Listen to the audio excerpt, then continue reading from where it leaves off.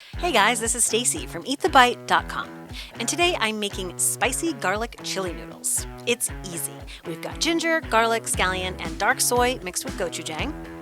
We're going to add that sauce to some cooked ground beef in a pan and give it a stir. We'll take these awesome knife pear noodles and drop those in a pot of salted water. Cook our ginger and garlic with some spicy Korean chili powder called gochugaru. Add a little oyster or hoisin sauce here, give it a mix. Drop in our cooked noodles. Add that awesome ground beef and some fresh scallions. Give it all a mix and you are done. So, let me show you how to make it. We'll start by chopping a lot of garlic. I like to slice my garlic into thin rounds first and then chop it down into bits from there. And we are looking for a finely chopped garlic in the end. So, I'm going to set that aside for now and start with the ginger. You need a chunk of ginger, and you can peel it with a knife or a peeler like I'm using. And I do also like to slice the ginger into thin rounds and dice it down into smaller bits from there. We're also going for a fine dice with the ginger as well. So I'll put my ginger and garlic aside for now, and I'm going to start on my scallions. I'll chop about 4 or 5 scallions that I'm going to add to the pan with the noodles later, but I also like extra scallions to serve on the side. I love scallions, so the more the better for me, but it's up to you how much you want on the side. I have this container of mild gochujang, which is a Korean chili paste that has a slight smoky flavor, which I love. And I have 2 types of gochugaru, which is a Korean chili powder. The one on the left is fully powdered, and the one on the right, just as delicious, is slightly flaky. I'm going with the full powdered version for this one.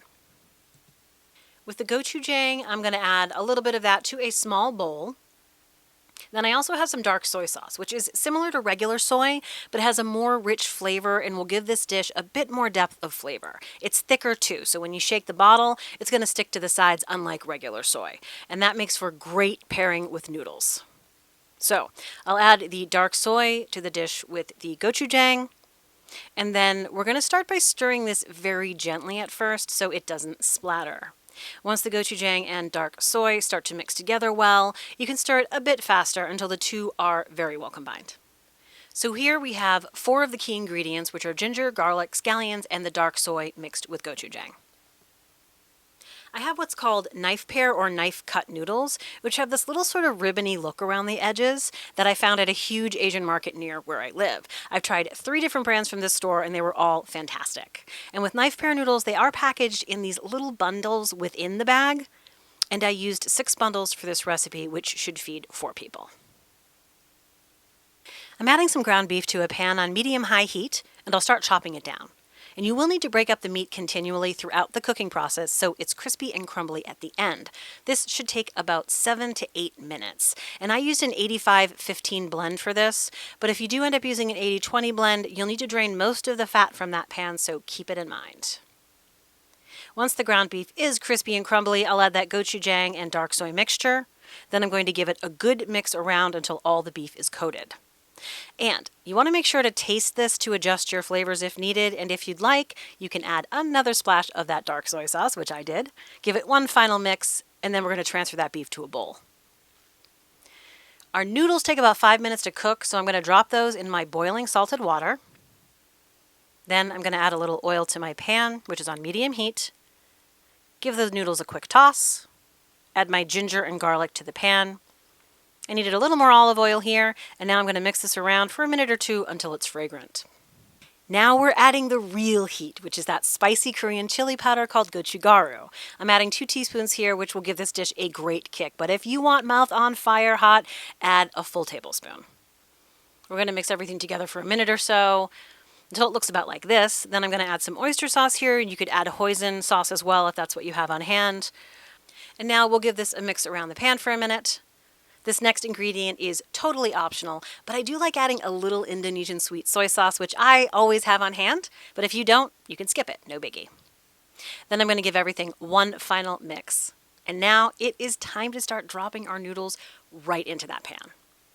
Once all the noodles are in the pan, I will give this another splash of the dark soy, and I'll start tossing the noodles around the pan to coat them in this delicious sauce.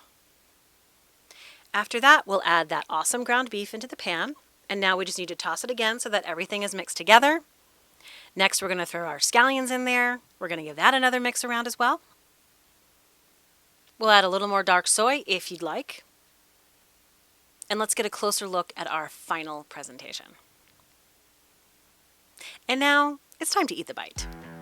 And I'll leave you with my live commentary while I eat this incredible noodle dish. Thanks so much for watching.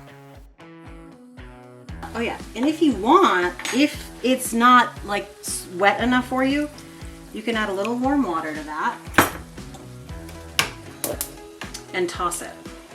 And when you reheat this, because you're gonna want this for your lunches, add a splash of water, cover it with saran wrap, and you're done. Microwave it. Oh, ho, ho, ho, ho, ho. Give me some more beef in there. I want my beef. And you know me, I love my scallions, so I cannot have this without more scallions on top. And here is the eat the bite. Bite. So I know I'm being really bratty right now, but I want to make sure I have lots of scallions. Told you I'm a scallion freak. This like fork keeps noodling up. It's like, this is actually a huge bite, but I'm gonna try to make it a manageable bite. Here we go. Oh. There's so many flavors to love here, but I'm gonna tell you what I'm feeling the most is the texture of the noodles.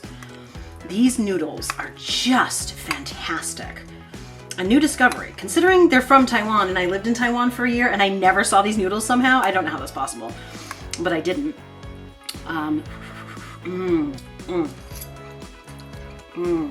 Oh. I'm glad I added a little more ginger this time when I made it. Yeah, I tested this already a couple times. I think I found the right balance. There's a kick. Ooh, hee, ha! Love it. It's not mouth on fire, but it is a nice kick. These noodles are so silky and so delicious. And also, I salted the water.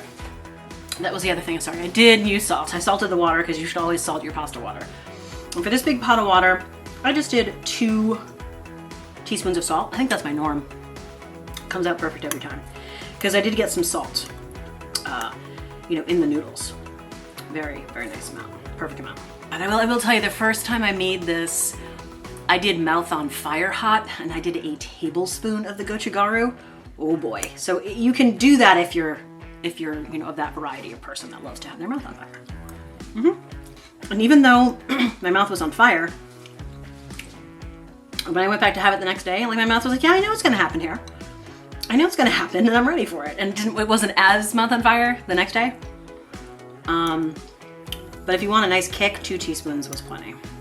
I'm gonna tell you something, this is absolutely delicious. It's got a kick of spice, those silky, the noodles, the texture of those noodles, a silky, velvety thing going on. The scallions, really need those scallions. You need a pop of something in there, a little fresh green. And this is just an excellent flavor, great easy dish to make, and I hope you try it. Thanks.